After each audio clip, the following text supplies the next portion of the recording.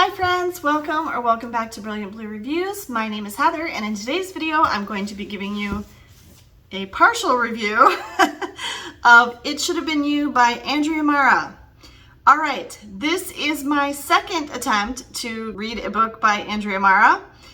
I actually went back and watched my first review, which was of the book No One Saw a Thing, which I made earlier. It was the first book I read in 2025. That's right. It was the first book I read this year in 2025. And I really struggled with it, and I gave it 2 stars. But I wanted to give the author another try.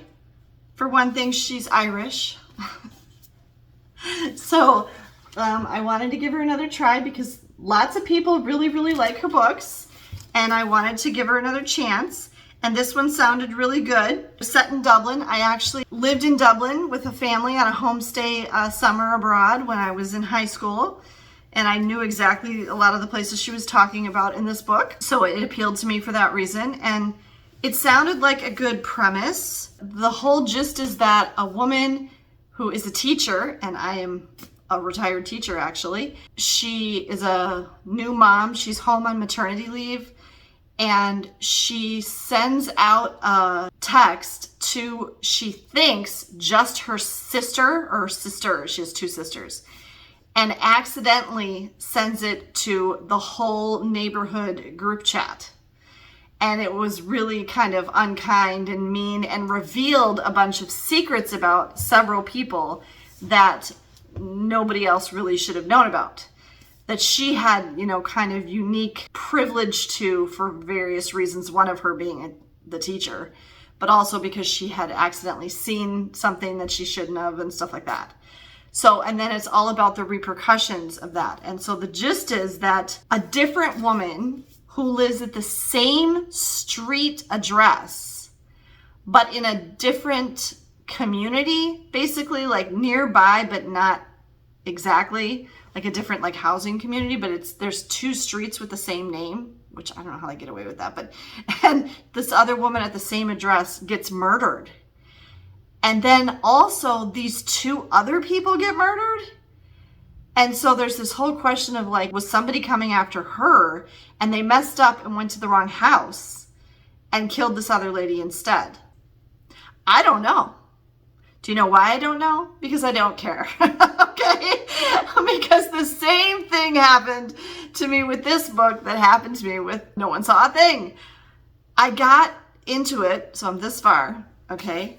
This book has, hold on, 379 pages, okay? But it's 111 chapters. Now, that kind of was good for me actually because the chapters are very short. And she does put nice little, 1 year later, the day and stuff on them. She likes to do that. I do appreciate when authors do that to kind of set the, Thursday. It actually only takes place over like a week. And then it jumps to 1 year later at the end. But it's so long. Like it feels really long. Like why are there 111 chapters? I mean, that means that each chapter is only like 3-4 pages long, which is fine, which made me able to read multiple chapters in a sitting, but it still felt like I just wasn't making any progress. I'm only this far. I'm on chapter 29, and I feel like I've been reading it forever. Now, I bought this book because I can't get this book in the United States. Our library system doesn't have it. I think the same thing was true for the other book I read by her. Andrea Mara is an Irish author. It's probably UK distributed. And so I can't get it here in the US, and so I bought it and kind of regretting that decision now because I don't like wasting my money on books that I don't end up finishing. But I'm DNFing this book. I'm not going to finish it. I just don't care anymore. I'm not invested in it. It's not holding my interest.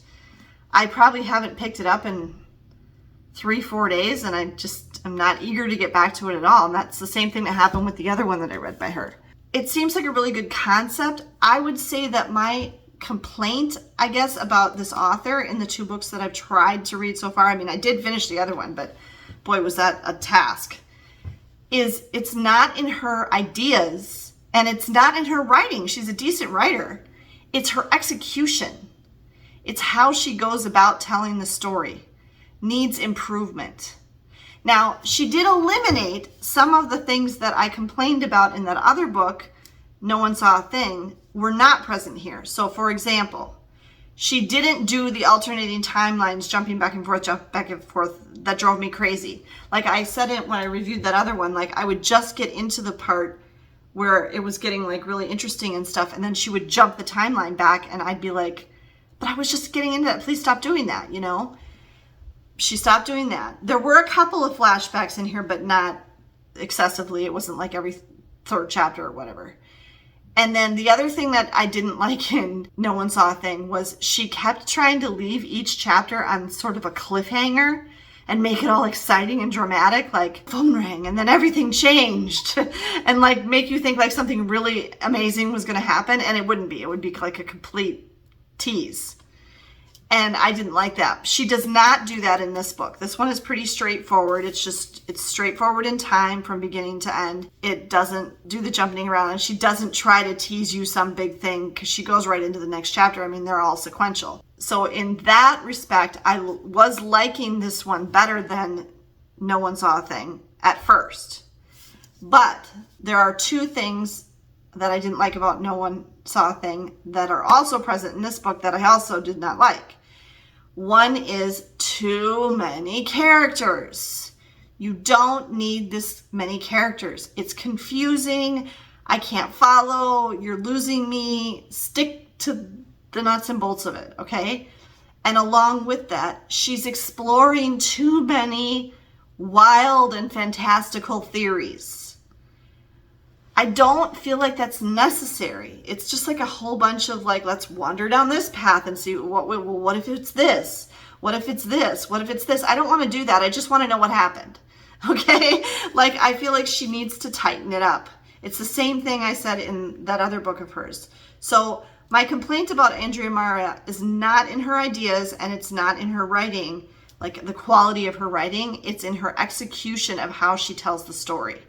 So I have the same problem with this one that I had with that other one, and I'm sorry, Andrea Mara, you've lost me. I'm not going to read another book by her.